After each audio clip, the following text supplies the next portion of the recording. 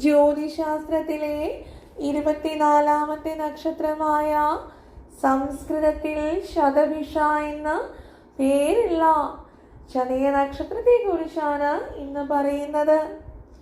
കുംഭരാശിയിൽപ്പെടുന്ന ചതയ നക്ഷത്രക്കാരുടെ പൊതുവായിട്ടുള്ള സ്വഭാവ സവിശേഷത കൂടി പറയാം. ത്യാഗശീലവും സൗമ്യതയും ഈശ്വര വിശ്വാസവും വളരെയധികം മുന്നിട്ട് നിൽക്കുന്ന ഒരു നക്ഷത്രമാണ് ചതയ നക്ഷത്രം. എല്ലാവരോടും സ്നേഹത്തോടുകൂടി മാത്രം പെരുമാറുന്ന ഇക്കൂട്ടർ കലഹം തീരെ ഇഷ്ടപ്പെടുന്നവരല്ല. മാത്രമല്ല, സത്യസന്ധരായ ഇവര് സത്യത്തിന് വേണ്ടി പ്രതികരിക്കുകയും സത്യത്തിന് വേണ്ടി തർക്കിക്കുകയും ഒക്കെ ചെയ്യണവരാണ്.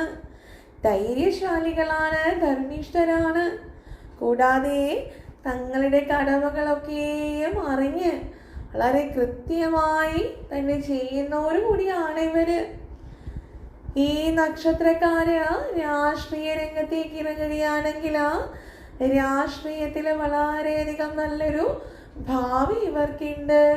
രാഷ്ട്രീയത്തിൽ ശോഭിക്കുവാൻ പറ്റുന്ന വളരെ ഉത്തമമായിട്ടുള്ളൊരു നക്ഷത്രമാണ് ചതയ നക്ഷത്രം.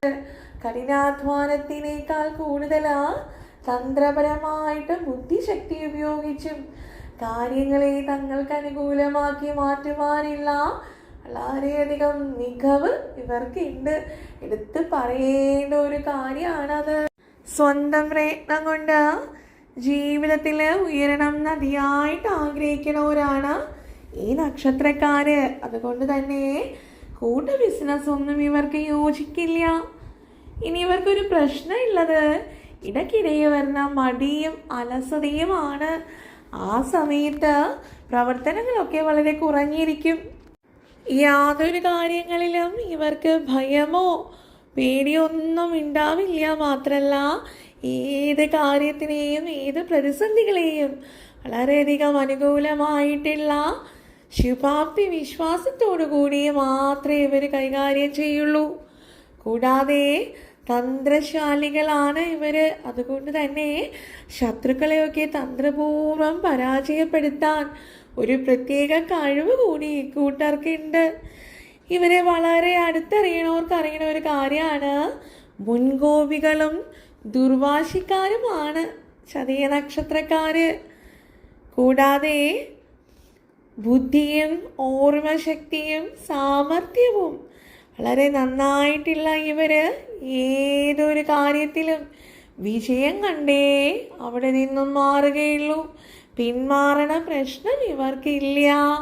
കൂടാതെ ബന്ധുക്കളുമായിട്ടൊക്കെ ചില പ്രശ്നങ്ങൾ ഉണ്ടാകാനും അസ്വാരസ്യങ്ങളൊക്കെ ഉണ്ടാകാനുള്ള സാധ്യതയൊക്കെ ഉണ്ട്. ഒട്ടുമിക്ക ചതയ നക്ഷത്രക്കാരും നേരിടുന്ന ഒരു കാര്യമാണ് ഇത്. കൂടാതെ എല്ലാവരെയും സഹായിക്കണം എന്നുള്ള ഒരു മനോഭാവം ചതയ നക്ഷത്രക്കാർക്കുണ്ട്. പിൽക്കാലത്ത് ഈ സഹായ മനോഭാവം നിങ്ങൾക്ക് തന്നെ തിരിച്ച് അടിയാകാൻ സാധ്യതയുണ്ട്. പ്രത്യേകിച്ച് പറയുകയാണെങ്കിൽ ബന്ധുക്കൾ ശത്രുക്കളാകും എന്ന് പറഞ്ഞതുപോലെ സ്വന്തം സഹോദരങ്ങൾ തന്നെ പിന്നിൽ നിന്നും കുത്തുന്ന സാഹചര്യങ്ങൾ ധാരാളം നിങ്ങളുടെ ജീവിതത്തിൽ ഉണ്ടാകാൻ ഇടയുണ്ട്.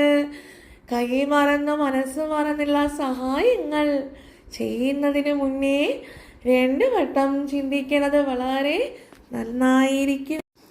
തങ്ങളുടെ രക്ഷകർത്താക്കളോടൊക്കെ വളരെയധികം സ്നേഹമുള്ളവരും ബഹുമാനമുള്ളവരുമാണ്. പക്ഷേ ഈ ചതയ നക്ഷത്രക്കാർക്ക് ബാല്യകാലത്ത് ചില ബാലാരിഷ്ടതകളൊക്കെ ഉണ്ടാകാൻ ഇടയുണ്ട്. കുട്ടികളിൽ അത്തരത്തിലുള്ള അരിഷ്ടതകളൊക്കെ കാണാറുണ്ട്. ഈ സമയങ്ങളിൽ മാതാപിതാക്കൾക്കും അത്ര നല്ലൊരു കാലമായിരിക്കണം എന്നില്ല. പക്ഷേ അത് വളരുമ്പോൾ ബാല്യകാലത്തുള്ള പ്രശ്നങ്ങളാണ്. പിന്നീട് അത് മാറിക്കൊള്ളും, പേടിക്കാനൊന്നുമില്ല. യൗവനം മുതൽ മധ്യവയസ്സ് വരെയുള്ള കാലത്ത് ചതയ നക്ഷത്രക്കാർക്ക് ജീവിതത്തിൽ പലതരത്തിലുമുള്ള നേട്ടങ്ങളൊക്കെ ഉണ്ടാകാനുള്ള സാധ്യതയും ഉണ്ട്. ഇനി പങ്കാളികളാണെങ്കിലും നിങ്ങൾക്ക് വളരെ സ്നേഹമുള്ള പങ്കാളികളെ ആയിരിക്കും ലഭിക്കുക.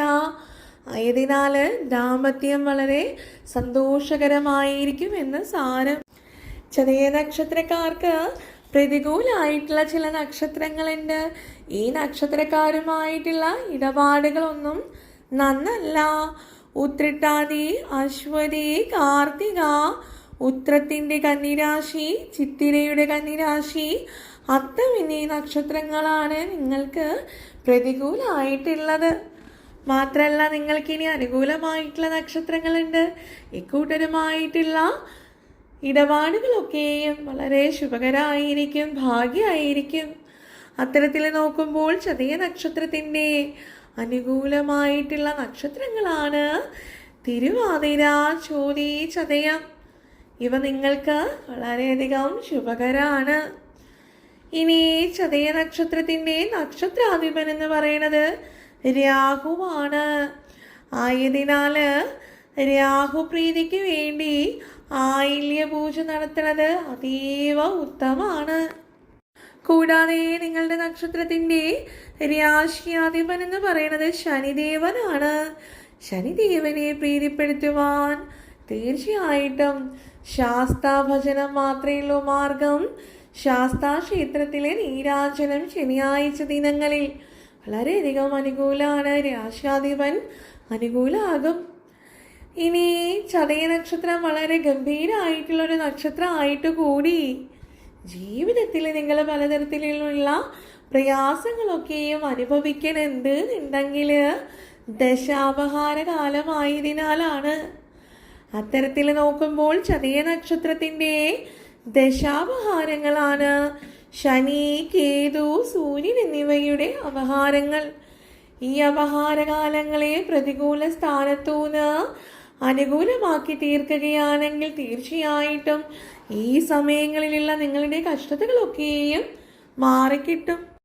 അത്തരത്തിൽ ശനിയുടെ ദശാപഹാരമാണ് എന്നുണ്ടെങ്കിൽ ശനിദോഷം ഒഴിവാക്കി ശനിദേവനെ അനുകൂലമാക്കുവാനുള്ള പരിഹാരം ഇതാണ്. ശാസ്താക്ഷേത്രത്തിൽ ശനിയാഴ്ച ദിനങ്ങളിൽ കറുപ്പ് നിറത്തിലുള്ള വസ്ത്രങ്ങൾ ധരിച്ചു പോയി ശാസ്താവിന് നീരാജനം കഴിപ്പിക്കുക.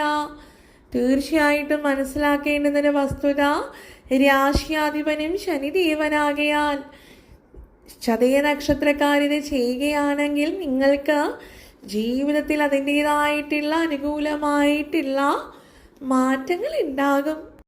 കേതുവാണ് നിങ്ങളുടെ ദശാപഹാരം എന്നുണ്ടെങ്കിൽ കേതുവിനെ അനുകൂലമാക്കുവാനായിട്ട് സാക്ഷാൽ വിനായകനെയാണ് പ്രാർത്ഥിക്കേണ്ടുന്നത്.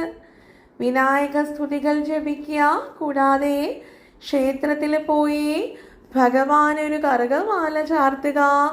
അതോടൊപ്പം തന്നെ നാളികേരം മുടക്കിയ ഗണപതി ഭജനം മുടങ്ങാതെ ചെയ്യുകയാണെങ്കിൽ കേതുദോഷം ഒഴിവായി കേതു നിങ്ങൾക്ക് അനുകൂലമായിട്ട് മാറും. ഇനി സൂര്യൻ്റെ ദശാപഹാരാണ് എന്നുണ്ടെങ്കിൽ സൂര്യദേവൻ്റെ ദശാപഹാരകാലം അനുകൂലമാക്കുവാനായിട്ട് ഞായറാഴ്ച ദിനങ്ങളിൽ വ്രതമനുഷ്ഠിച്ചുകൊണ്ട് സൂര്യദേവൻ ഉദിച്ചുയർന്ന് വരുന്ന സമയത്ത് ഒരു ആദിത്യ പൊങ്കാല കഴിപ്പിച്ച് ഭഗവാന് സമർപ്പിക്കുക. അതോടൊപ്പം തന്നെ ആദിത്യ മന്ത്രങ്ങൾ ഉരുവിട്ട് ഭഗവാനെ പ്രാർത്ഥിച്ചാൽ സൂര്യദേവന്റെ ദശാപഹാരകാലം നിങ്ങൾക്ക് അനുകൂലമായി മാറുന്നതാണ്. ചതയ നക്ഷത്രം എന്ന് പറയുന്നത് അസുരഗണത്തിൽപ്പെട്ട നക്ഷത്രമാണ്. നിങ്ങളുടെ മൃഗം കുതിരയാണ്, പക്ഷേ മയിലാണ്. ഇത് കൂടാതെ നക്ഷത്രദേവനുണ്ട്. നക്ഷത്രദേവൻ നിങ്ങൾക്ക് വരുണനാണ്. വരുണദേവൻ നക്ഷത്രദേവനാകയാൽ വരുണദേവനെ കൂടി ചതയ നക്ഷത്രക്കാര് പ്രീതിപ്പെടുത്തേണം. നമ്മൾ ഈ നക്ഷത്രദേവന്മാരെ പ്രീതിപ്പെടുത്തണത് നമ്മളുടെ പിതൃക്കളെയും കാരണവന്മാരെയും ഒക്കെ കുടുംബത്തിൽ പ്രീതിപ്പെടുത്തുന്നത് പോലെ അത്രയേറെ തന്നെ പ്രാധാന്യമുള്ള ഒരു കാര്യമാണ്. ജീവിതത്തിൽ പലതരത്തിലുള്ള തടസ്സങ്ങൾ ഉണ്ടാകുമ്പോഴും നമ്മൾ തിരിച്ചറിയേണ്ടുന്നൊരു വസ്തുതയാണ്, നക്ഷത്രദേവൻ ഇപ്പോൾ പ്രീതിപ്പെടുന്നില്ല. പ്രത്യേകിച്ചും ആ സമയങ്ങളിൽ നക്ഷത്രദേവനെ പ്രീതിപ്പെടുത്തണം. അതിനായിട്ട് അതാത് നക്ഷത്രങ്ങൾക്കുള്ള ദേവന്മാരുടെ മൂലമന്ത്രം ചൊല്ലിക്കൊണ്ട് പ്രാർത്ഥിക്കുക. അത്തരത്തിൽ വരുണദേവനെ ചതയ നക്ഷത്രക്കാര് പ്രാർത്ഥിക്കേണ്ടുന്ന മൂലമന്ത്രമാണ് ഓം വരുണായ നമഃ. ഏത് പ്രയാസങ്ങളുള്ള ഘട്ടങ്ങളിലും പ്രതിസന്ധികളിലും വരുണദേവനെ ഈ മന്ത്രം ചൊല്ലിക്കൊണ്ട് പ്രാർത്ഥിച്ചാൽ നിങ്ങൾക്ക് അനുകൂലമായിട്ട് കാര്യങ്ങൾ മാറും. തീർച്ചയായിട്ടും ചതയ നക്ഷത്രക്കാരിത് ചെയ്യുവാൻ മറക്കരുത്. ഇനി മാത്രമല്ല, നിങ്ങളുടെ അനുകൂലമായിട്ടുള്ള നിറം കറുപ്പാണ്. ആകയാൽ തടസ്സങ്ങൾ ഒഴിവാക്കാനായി കറുത്ത നിറത്തിലുള്ള വസ്ത്രങ്ങൾ ധരിക്കുകയും നിങ്ങൾക്ക് വളരെയധികം അനുകൂലമാണ്. അപ്പോൾ ഇത്രയുമൊക്കെയാണ് ചതയ നക്ഷത്രത്തെക്കുറിച്ച് പറയുവാനായിട്ടുള്ളത്. ഉടനെ തന്നെ അടുത്ത നക്ഷത്രവുമായി കാണാം. എല്ലാവരെയും ഈശ്വരൻ അനുഗ്രഹിക്കട്ടെ എന്നുള്ള പ്രാർത്ഥനയോടുകൂടി നിർത്തുന്നു. നന്ദി, നമസ്കാരം.